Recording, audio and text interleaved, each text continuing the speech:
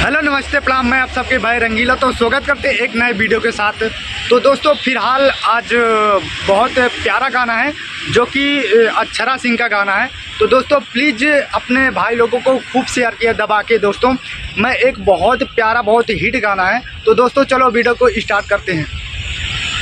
लागे ना त घर वाली से बाटे अब काम हो, मुँह हमारे में तू कैला इज्जत नीलाम हो।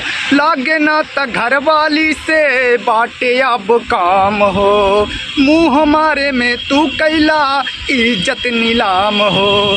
तमजा खोजला बंगाल वाली पनिया के, मजा खोजला बंगाल वाली पनिया के, एमे दोस्त नइखे कौनो बंगलिनिया के। तोहर आदत भइल रखेला नचनिया के, पैसा कमाए भेजले रही कलकत्ता, जाके कुछ निरसा कुछ औरी हो जाता।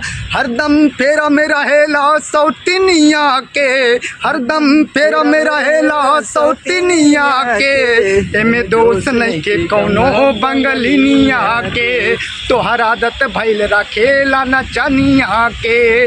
नेचर सी नेचर तोहर कबहू न बदली, झूठे बंगाल के चित बदली। हरदम फेरा में रहेला सौतिनिया के, हरदम फेरा में रहेला सौतिनिया के, एमे दोस्त नइखे कौनो बंगलिनिया के। तोहर आदत भइल रखेला नचनिया के। नमस्ते प्रणाम दोस्तों, वीडियो पसंद तो लाइक शेयर कमेंट कर देना। मिलते एक नए वीडियो के साथ। अरे बारिश होने वाली भाई, जा रहे हैं, ठीक है, नमस्कार।